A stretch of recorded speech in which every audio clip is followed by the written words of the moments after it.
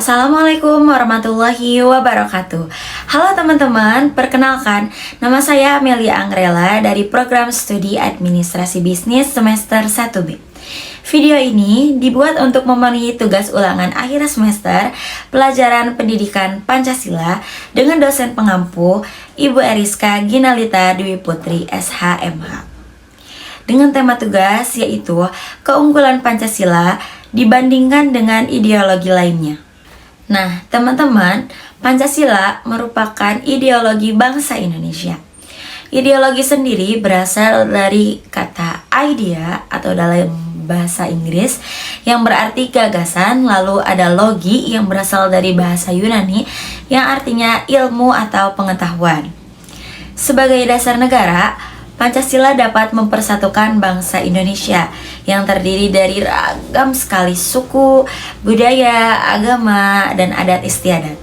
Setiap butir sila yang terdapat dalam Pancasila sudah sesuai dengan keinginan dan kebutuhan bangsa Indonesia. Ideologi disebut penting bagi suatu bangsa dikarenakan ideologi berfungsi untuk mengatasi berbagai pertentangan atau ketegangan sosial pada suatu negara tersebut. Dengan begitu, ideologi dapat membentuk solidaritas atau rasa kebersamaan. Pancasila difahami sebagai ideologi atau dasar negara bangsa Indonesia, serta terdiri dari 5 sila yang merupakan satu kesatuan. Pancasila merupakan ideologi yang bersifat terbuka, artinya bergerak sendiri dengan perkembangan aspirasi masyarakat yang sesuai dengan dinamika kehidupan bangsa Indonesia, serta tuntutan perkembangan zaman. Dibentuk sebagai landasan negara, Pancasila juga memiliki keunggulan yang membedakannya dengan ideologi lain. Nah, teman-teman, keunggulan tersebut yang pertama ada pluralisme budaya. Pancasila mengakui keberagaman budaya di Indonesia, serta menghargai nilai-nilai dari berbagai tradisi dan warisan lokal.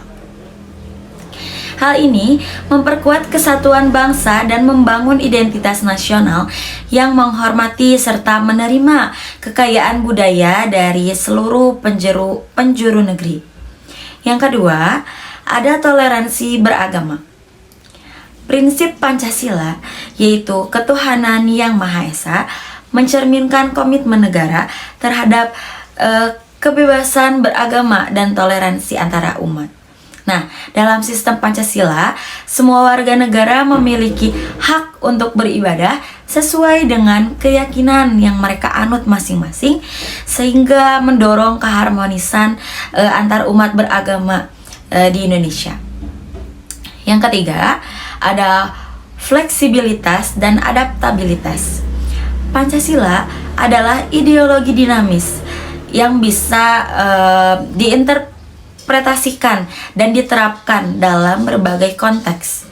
Fleksibilitas ini memungkinkan Pancasila untuk mengatasi perubahan dan tantangan zaman, memastikan relevansi dan kesesuaian dengan kondisi sosial, politik, serta ekonomi pada masa terkini. Nah, untuk yang keempat, ada humanisme dan keadilan sosial. Salah satu prinsip Pancasila adalah keadilan sosial bagi seluruh rakyat Indonesia. Pancasila menekankan pentingnya keadilan, kesejahteraan sosial, dan martabat kemanusiaan. Maka dari itu, dengan fokus pada kesejahteraan rakyat, Pancasila berusaha untuk menciptakan masyarakat yang adil serta berkeadilan. Perlu diketahui bahwa sebagai ideologi terbuka, Pancasila mengandung 3 nilai, antara lain yaitu yang pertama adalah nilai dasar atau nilai yang tidak akan berubah sepanjang zaman. Dan yang kedua adalah nilai instrumen atau nilai yang bersifat dinamis sesuai dengan perkembangan zaman. Jadi nilai instrumen ini adalah nilai yang mengikuti perkembangan zaman, perkembangan tren. Dan yang ketiga ada nilai praksis atau nilai yang dilaksanakan secara nyata.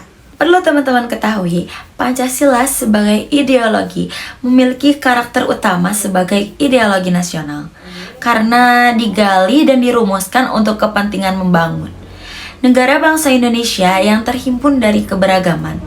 Keunggulan Pancasila sebagai ideologi dibandingkan ideologi lainnya tercermin dalam pokok-pokok pikiran dari kelima sila tersebut.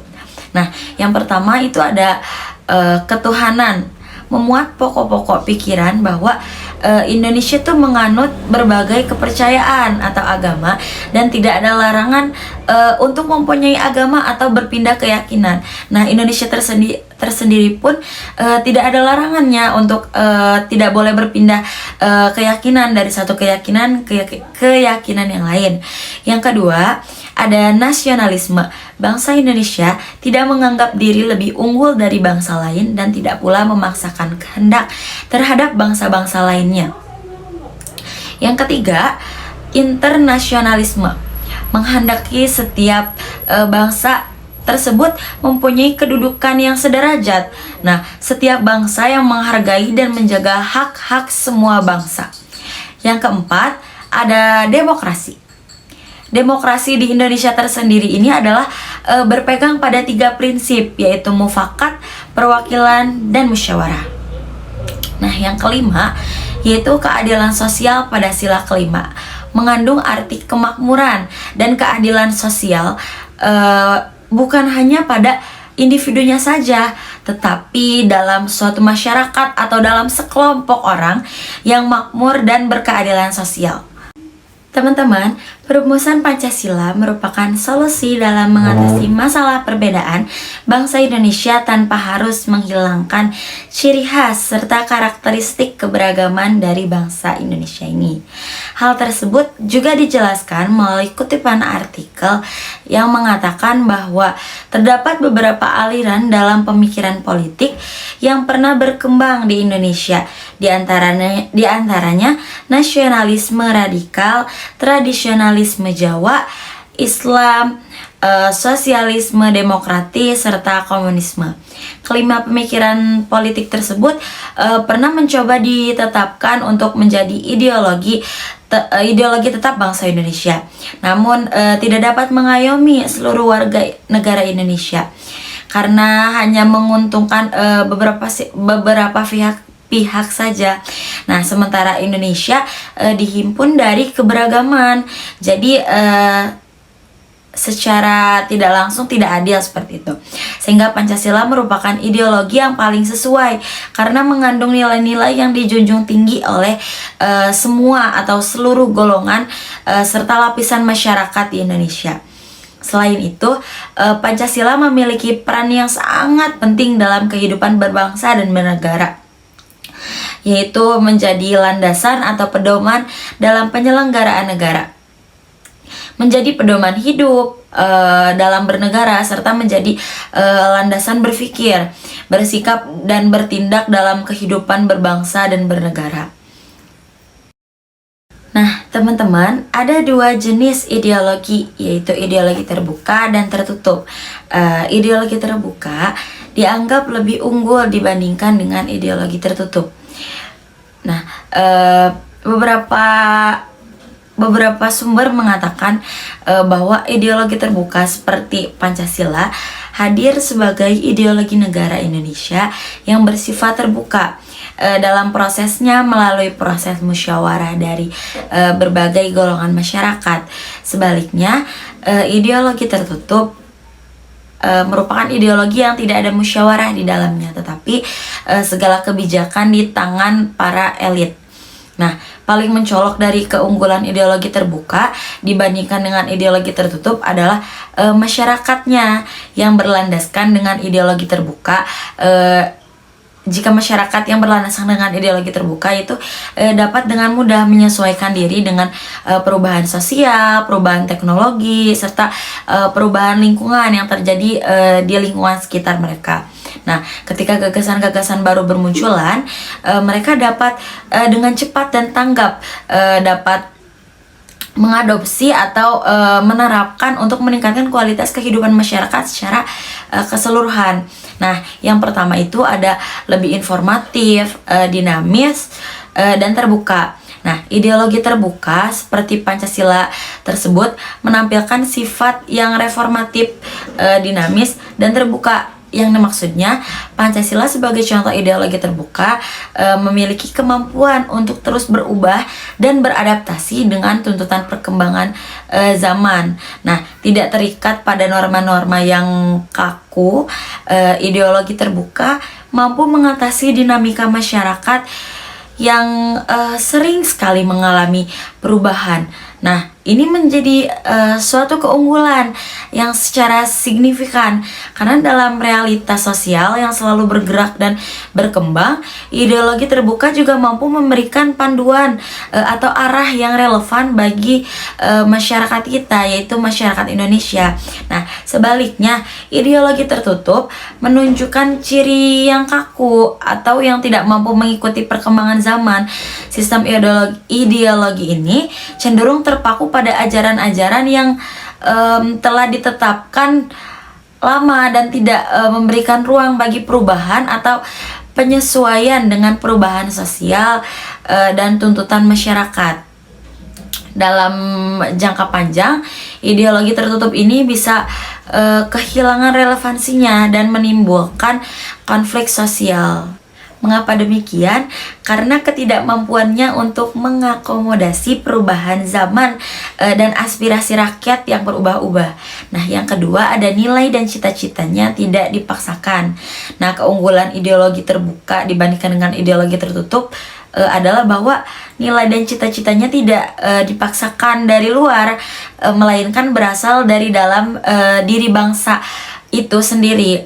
Nah, ideologi terbuka seperti Pancasila tersebut mencakup kekayaan rohani, moral, serta kekayaan budaya yang hidup dan tumbuh dalam masyarakatnya. Ini menandakan bahwa ideologi tersebut, ideologi terbuka itu lahir dari akar budaya dan kearifan lokal masyarakatnya. Nah, konsep-konsep ideologi yang diadopsi berasal dari proses musyawarah dan kesepakatan dari berbagai kelompok serta elemen masyarakat yang mencerminkan keberagaman dan pluralisme yang ada.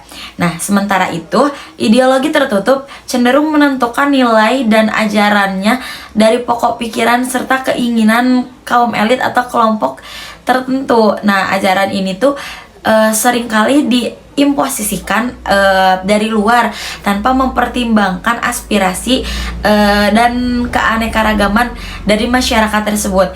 Dalam ideologi tertutup, keputusan dan kebijakan dibuat oleh sekelompok elit tanpa melihat partisipasi luas dari masyarakat mereka, yang pada akhirnya bisa mengakibatkan alienasi atau ketidaksesuaian dengan nilai-nilai lokal. Nah, keterbukaan ideologi terbuka terhadap aspek rohani, moral, dan budaya masyarakatnya sendiri memberikan landasan yang kokoh dan memungkinkan integrasi yang lebih baik dalam membangun persatuan serta kesatuan dalam suatu negara tersebut. Nah, sementara itu, ideologi tertutup yang ditentukan oleh kepentingan kelompok tertentu cenderung lebih menimbulkan ketidakharmonisan dan perpecahan dalam masyarakatnya. Nah, yang ketiga itu ada bertanggung jawab bersama. Nah, yang dimaksudkan bertanggung jawab bersama itu adalah tidak menuntut kesetiaan total. Salah satu keunggulan ideologi terbuka dibandingkan dengan ideologi tertutup adalah seperti Pancasila, yaitu adalah kemampuannya untuk menginspirasi masyarakatnya untuk bertanggung jawab. Sifat inklusif ideologi terbuka mendorong adanya partisipasi aktif dari seluruh warga negara dalam proses pembuatan kebijakan dan pengambilan keputusan. Nah, di dalam ideologi terbuka tersebut, berbagai pandangan dan aspirasi masyarakat diakomodasi dan didengarkan, sehingga mendorong rasa memiliki dan tanggung jawab bersama dalam membangun bangsa. Nah, sebaliknya, pada negara dengan ideologi yang tertutup, seringkali rakyatnya itu dituntut untuk memiliki kesetiaan total pada ideologi secara mutlak dan konkret. Nah, hal ini dapat menyebabkan keterbatasan dalam kebebasan berpendapat pada negara tersebut dan berpartisipasi aktif dalam pembuatan kebijakan. Kehadiran sistem yang otoriter dan otoritas yang kuat dari negara seringkali membatasi ruang gerak masyarakat untuk menyuarakan aspirasi serta kritik terhadap kebijakan yang ada. Mungkin cukup sekian yang dapat saya sampaikan. Mohon maaf bila ada kesalahan. Terima kasih. Wassalamualaikum warahmatullahi wabarakatuh.